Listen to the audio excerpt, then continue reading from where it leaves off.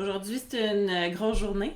C'est la dernière journée des classes, je pense pas mal au Québec.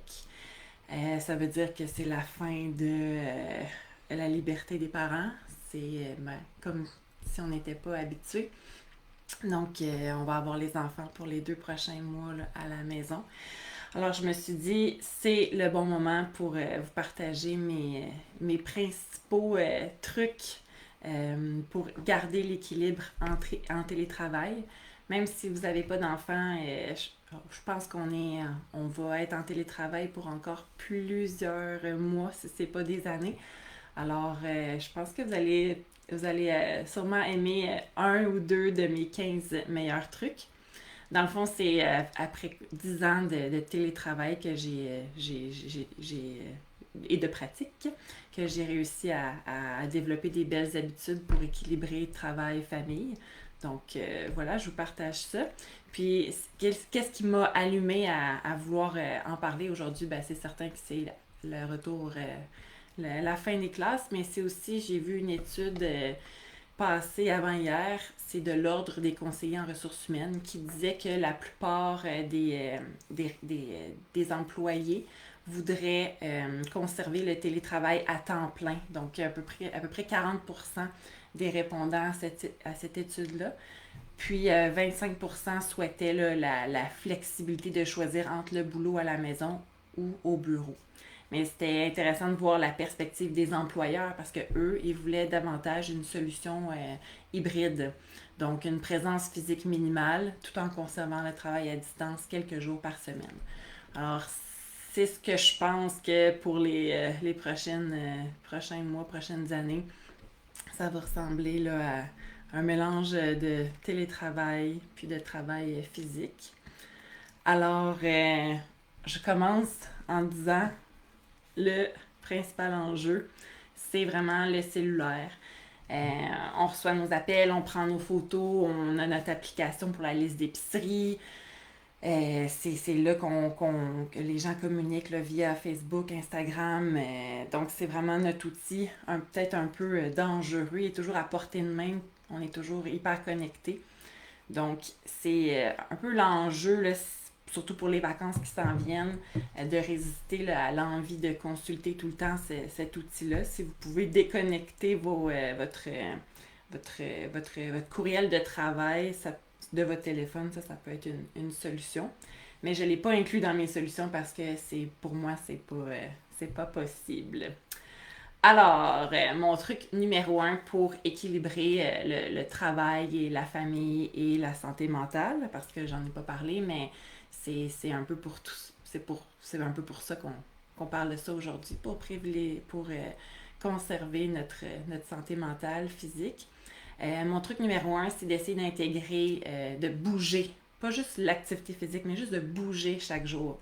Donc, peut-être que vous n'aimez pas faire du sport, mais juste de marcher, de s'activer, même le ménage peut compter. Donc, en 2 meetings ou même pendant les meetings, si vous pouvez descendre les escaliers, faire une brassée de lavage, juste vous activer. De mon côté, moi, c'est la marche, les meetings au téléphone, en courant.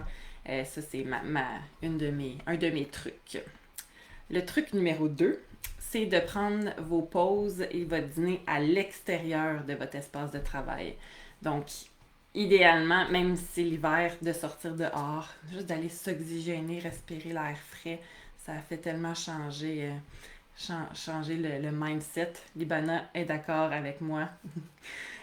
Les détox de cellulaire en vacances, c'est comme nécessaire. J'avais une collègue qui carrément supprimait son application Facebook Messenger pendant ses vacances. Je l'admire beaucoup.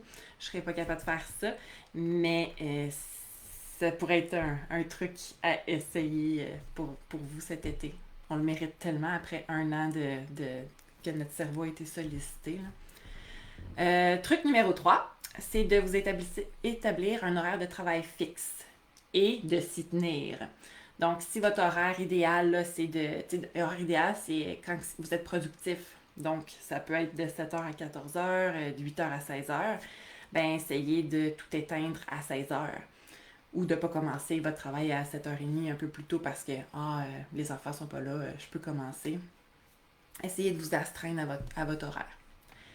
Le truc numéro 4 qui n'a pas été facile pendant la pandémie, c'est de prendre du temps pour vous. Juste un petit 15 minutes chaque jour pour vous. Quelque chose qui vous fait plaisir. Puis peut-être les nouvelles mamans ou celles qui se sont oubliées dans les dernières années vont tendance à plus savoir qu'est-ce qu'elles aiment faire. Ben, c'est le moment d'essayer de reconnecter avec vos intérêts puis les choses qui font plaisir. Le truc numéro 5, donc, c'est de passer du temps soit en couple ou entre amis dès que les enfants sont couchés. Pour ceux qui ont des enfants. Sinon, ben, c'est le soir, au moins avoir une petite heure de marche avec un ami. C'est ce temps de qualité-là, ça vous énergise, puis ça peut combler une de vos valeurs qui est le sentiment d'appartenance, de communauté. Numéro 7, c'est de faire des activités qui vous font oublier le travail. Donc, lire, aller au chalet, aller en nature. Ceux qui vivent en Outaouais ont la chance d'avoir des forêts urbaines à proximité de leur maison. Donc, c'est vraiment sur l'heure du midi, vous pouvez aller en forêt. Puis, on s'est prouvé, c'est bon pour le stress, puis de respirer l'air frais, puis d'être en contact avec les arbres. Donc, moi, j'ai pas besoin d'aller dans la forêt parce que j'ai un arbre mature en face de mon bureau. Le truc numéro 8, c'est un truc super facile, mais qui n'est pas facile à mettre en application. C'est de fermer la porte de votre bureau le soir. Donc, pour ceux que le bureau est proche en plus de la chambre à coucher, c'est d'autant plus important parce que si la porte est ouverte pendant la nuit et que vous faites de l'insomnie, ben c'est facile d'aller dans la chambre, dans le bureau, puis de travailler ou juste de dire « je vais juste rajouter quelque chose à mon document ». On devient facilement esclave de notre ordinateur. Le truc numéro 9, vous le connaissez sûrement, c'est de ne pas apporter votre téléphone cellulaire dans la chambre à coucher. Si vous pouviez avoir votre chargeur en dehors de la chambre à coucher, ça peut faire toute la différence, que ce soit pour la luminosité pendant la nuit, les vibrations pendant la nuit, ou encore la tentation de le consulter pendant la nuit ou le soir. Le truc numéro 10, c'est pas tout le monde qui peut le faire, mais ça change des vies quand on peut le faire, c'est de demander de l'aide. Donc, par exemple, ceux qui ont une maison, peut-être demander de l'aide aux voisins pour tondre l'herbe. Ceux qui ont des enfants, demander de l'aide à un grand-parent ou un gardien, un voisin gardien qui pourrait garder les enfants un petit 2 heures. On a tellement de bons restaurants et de traiteurs. Ça peut tellement aider dans les routines d'avoir des plats congelés de traiteurs.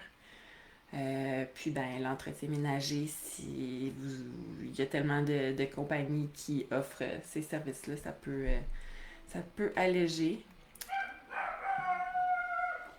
Ben oui, j'ai un chien maintenant. Vous l'avez peut-être. Fallait qu'il me vole la vedette pendant le live. Donc, il n'est pas habitué à la sonnette. Fait que c'est un chien qu'on a pour une semaine. C'est ma collègue Julie qui est aux îles de la Madeleine et qui nous a cédé son chien. Donc, dans le fond, il y a de la livraison à la porte. Donc, il est pas content que la sonnette ait sonné. Alors, stay focus. Ça, c'est un des trucs, d'être focusé et de ne pas déroger. Donc, et d'ailleurs, si vous avez un chien, ça c'est une bonne idée pour rester active, parce que j'ai jamais marché autant depuis que j'ai Poncho. Le truc numéro 12, c'est surtout l'été, parce que l'été est tellement fugace, c'est d'essayer de ne pas travailler les fins de semaine. Si vous pouviez aussi ne pas travailler les soirées, c'est encore mieux, mais du moins les fins de semaine. Puis le lundi, vous allez sûrement moins avoir le blues du dimanche soir si vous êtes plus reposé de votre fin de semaine. Puis le lundi, vous allez être prêt à commencer la semaine du bon pied. Le truc numéro 13, qui est pas facile à faire pour certains, c'est d'apprendre à dire non. Donc, de refuser certains contrats qui vous tentent, mais Ça demande un peu plus de temps, un peu plus de, de sacrifice dans votre horaire. Donc, si ça peut vous aider à ralentir votre rythme de travail puis de peut-être profiter un peu plus de l'été, ben c'est parce que c'est le temps de dire non. Faut savoir reconnaître vos limites. Puis c'est vraiment une des clés pour avoir une bonne santé mentale puis une bonne conciliation travail-famille. Et ça m'amène au 14, qui est un peu interrelié, c'est de dire non en famille aussi. Comme par exemple, si vos enfants veulent suivre des cours de natation, de gym, de soccer, ben vous leur faites choisir un cours ou pas de cours pendant l'été, juste pour pouvoir profiter du rythme plus lent. Aussi de ne pas assister à toutes les multiples fêtes d'enfants ou de proposer que les fêtes d'enfants soient combinées en une seule ou en quelques-unes. Ça peut alléger l'horaire de toute la famille. On est déjà rendu au dernier truc, le truc numéro 15, mon conseil un peu qui est le seul que je ne mets pas en application tout le temps. Donc, dans le fond, c'est un combat de toute notre vie, je pense. C'est de lâcher prise. Pour trouver l'équilibre entre le travail et la famille, c'est vraiment une des clés. Lâcher prise sur la perfection. Lâcher prise sur ton sentiment de culpabilité. De ton sentiment d'hyper-performance.